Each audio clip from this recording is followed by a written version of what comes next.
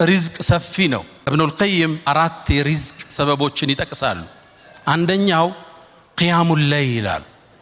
ከሌሊቱ ተነስቶ ሰዎች ተኝተው አላህን መመሳጠር የደጋግ ባሮች ሱና ደእቡ ሷሊሒን ቀብለኩም የአላህ ባሮች ከሱብሒ 1 ሰዓት በፊት አታጣቸው።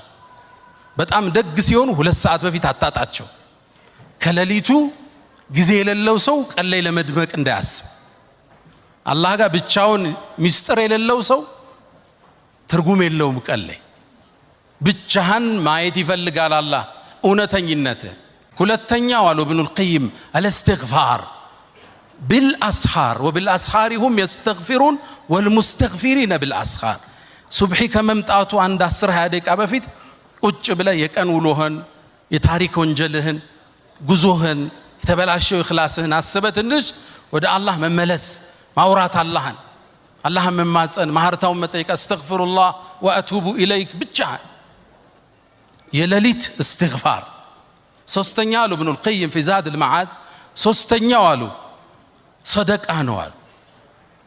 ሰደቃ መስጠት ያወጣው አይጎልም። وما انفقتم من شيء فهو يخلفه ምንም ነገር አትሰጡም የተካውት ቢሆን እንጂ ቃሉ ነው አላህ። ያውም አሉ ነብዩ አለይሂ ሰላቱ ወሰለም ما نقص مال امرئ من صدقه ካሉ በኋላ بل تزيد ይጨምረዋል እንጂ አሉ ነብዩ አለይሂ ሰላቱ ወሰለም። አራተኛ አሉ ኢብኑል ቀይም ረሂመሁላህ የጧትና የማታ ዚክሮች አዝካሩ الصباح والمساء አላህ ይወፍቀን ሁላችንም።